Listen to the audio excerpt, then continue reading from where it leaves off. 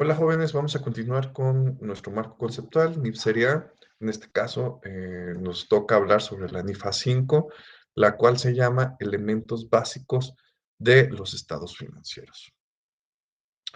¿Cuál es el objetivo de esta NIF? Pues es definir cuáles son los elementos básicos de nuestros estados financieros para lograr lo que mencionábamos, una uniformidad en los criterios para la elaboración, así como que nos facilite el análisis y la interpretación entre los usuarios de esta información financiera. El alcance es para todos los usuarios, digamos que para todas las empresas que emiten estados financieros conforme a las normas de información financiera. Ya lo habíamos platicado al momento en que vimos el estado de situación financiera, cuando veíamos la NIF A3. En este caso ya sabemos que son 4 estados financieros básicos para las empresas con fines de lucro, 3 para las empresas sin fines de lucro.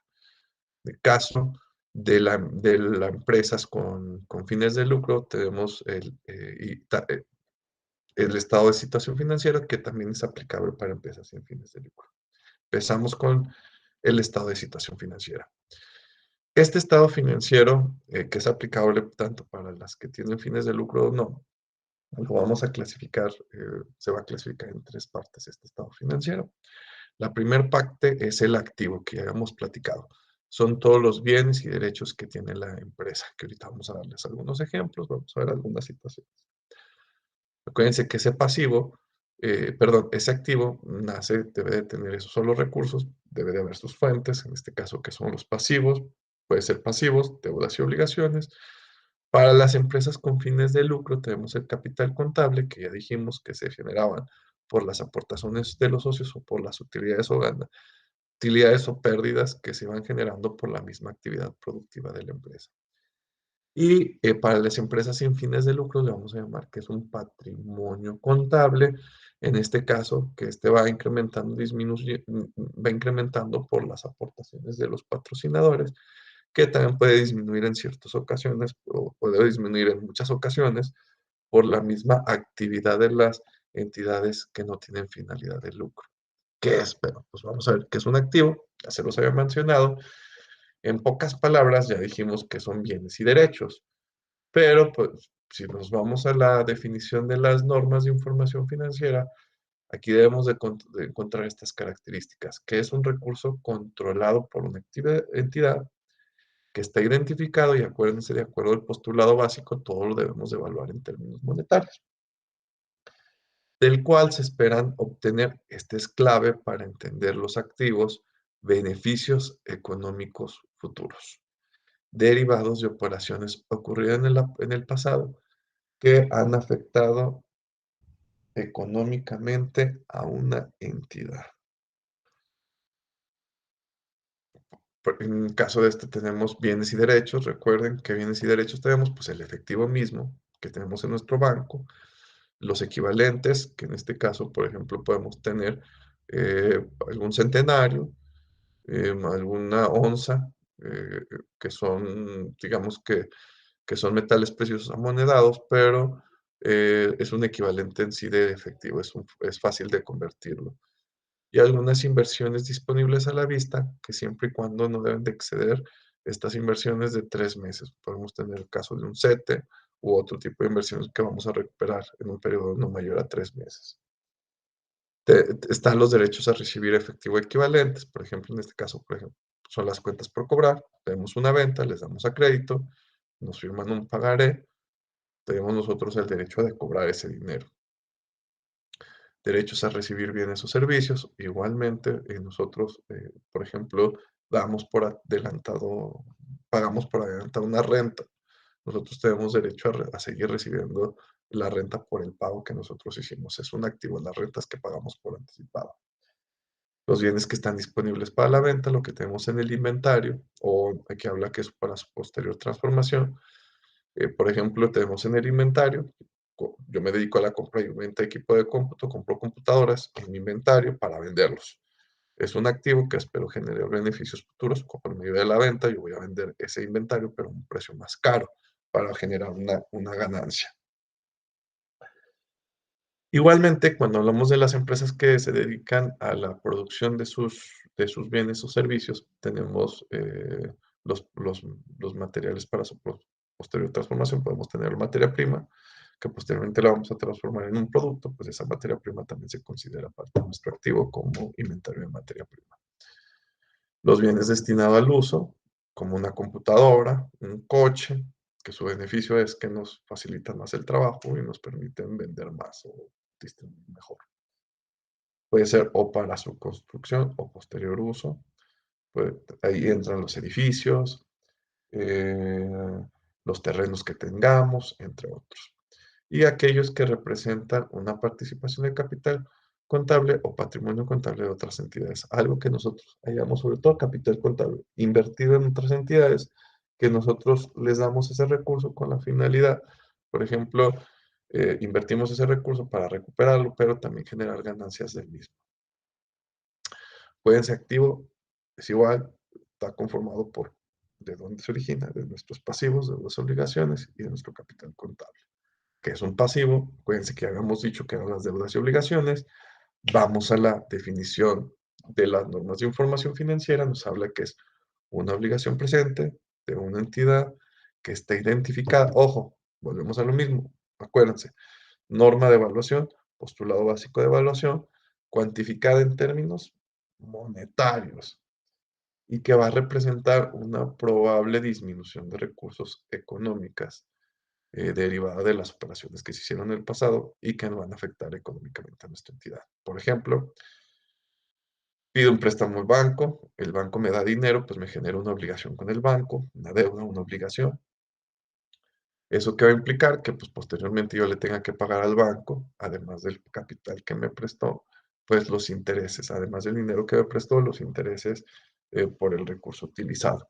Entonces me va a generar una disminución probable de mis recursos económicos. ¿Qué tipos de pasivos podemos tener? Pues obligaciones a transferir efectivo equivalentes, por ejemplo, como en el banco nos presta dinero, yo tengo la obligación de pagarle al banco. En ocasiones van a ser obligaciones de transferir bienes o servicios. Un cliente nos da un anticipo, ese anticipo, al momento en que yo lo recibo, ya tengo la obligación de darle el bien o el servicio que le corresponda a mi cliente.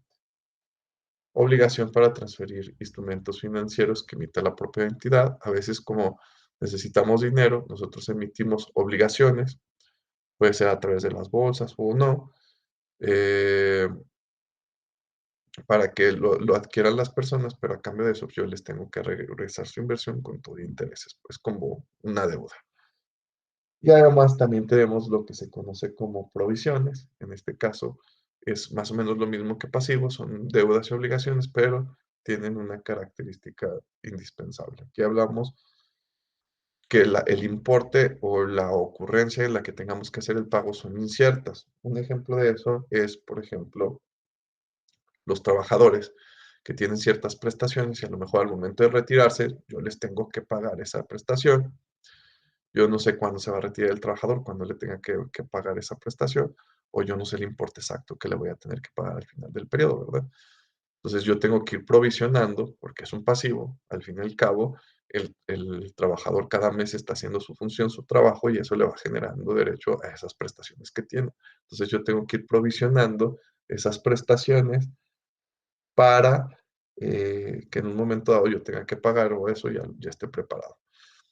La diferencia entre un pasivo, que el pasivo sí sabemos el importe que vamos a pagar, en qué fecha y de qué. En el caso de la provisión, yo no sé cuándo cuándo, cuándo lo tenga que pagar, o el importe exacto. También puede ser, por ejemplo, una demanda laboral, en la que yo sé que yo voy a perder, pero no sé cuánto me vayan a cobrar. O no sé cuándo me vayan a requerir que lo tenga que pagar. Entonces, esa es una provisión.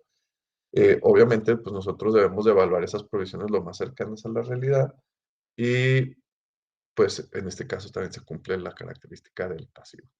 Por último, en el caso del estado de situación financiera, acuérdense activo, pasivo y capital.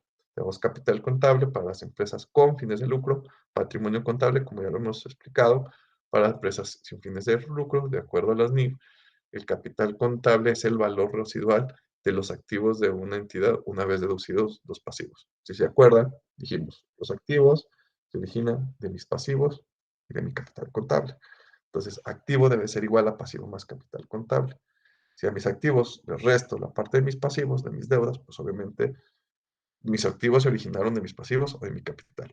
Si le resto el pasivo, quiere decir que me queda lo que se originó de mi capital. Acuérdense que el capital se forma de las aportaciones de los socios o de la misma actividad. El capital contable de las entidades lucrativas lo podemos clasificar en capital contribuido, que en este caso, nuestro capital social, lo que aportan los socios, lo que les mencionamos, o capital ganado, que este se obtiene de las utilidades o pérdidas del ejercicio, utilidades o pérdidas de otros ejercicios, y aquí habla las reservas. Las reservas, como mencionaba, son una cantidad que se separa de las utilidades para hacer frente a contingencias futuras. Entonces, también las reservas van a estar representadas en capital ganado porque acuérdense que se sacó de nuestras utilidades. Y en el caso de empresas sin fines de lucro, vamos a tener el patrimonio contable. En este caso lo vamos a clasificar en patrimonio restringido permanente, en patrimonio restringido temporalmente y patrimonio no restringido. Vamos a ver qué es el patrimonio no restringido. Ahí va. Está la Cruz Roja. Como el patrimonio restringido permanentemente, ¿qué quiere decir? Yo le hago una donación a la Cruz Roja, pero esa donación va dirigida solo a la compra de ambulancias.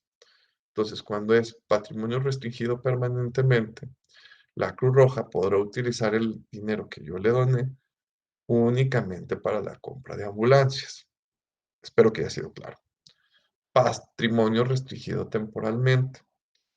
Mismo caso, supongan, ahora yo le doné a, a PAC para la compra de aparatos para los niños que lo ocupen, pero es para un aparato en específico. La condición es que el dinero que yo les dé se compre el aparato y si les sobra el dinero ya lo puedan utilizar en lo que quieran. Sí, por eso hablan de patrimonio restringido temporalmente. Una vez que ya se cumplió el objetivo, que fue la compra de ese aparato, el dinero restante se puede utilizar en lo que ellos quieran, en lo que ocupen. Y patrimonio no restringido es que yo les doy una donación. Por ejemplo, las donaciones que hacemos puede ser al Teletón. Y este patrimonio lo doy con la final para que se utilice en lo que ocupe, en lo que ocupe esta empresa o esta organización, más bien organización, para lo que ocupe. No, no lo limito. Entonces, patrimonio restringido está limitado. Solamente se puede utilizar para eso. Incluso a veces puedes hacer donaciones en especie. Patrimonio restringido temporalmente. Se coloca un objetivo con esa donación. Una vez que ya se cubre esa donación, lo que sobra lo pueden utilizar para su gasto corriente, para lo que ellos ocupen. Patrimonio no restringido, ellos pueden utilizarlo para las actividades que ellos ocupen, para cualquiera que sea. Espero que haya sido claro.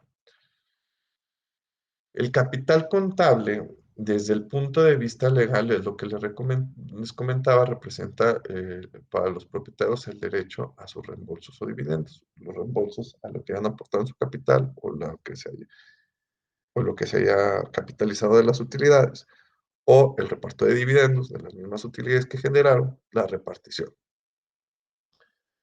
Desde el punto de vista financiero, el capital contable o patrimonio contable representa la proporción de mis activos. Acuérdense, mis activos, sus fuentes son los pasivos y el capital contable. Entonces, es la parte que a los socios le pertenece de los activos, porque la otra, pues obviamente la deben. Que son las fuentes internas de recursos. Acuérdense que son fuentes internas y fuentes ajenas. Capital contable son las fuentes internas, pasivos, fuentes ajenas. Capital contable, fuentes internas, pasivo, fuentes ajenas.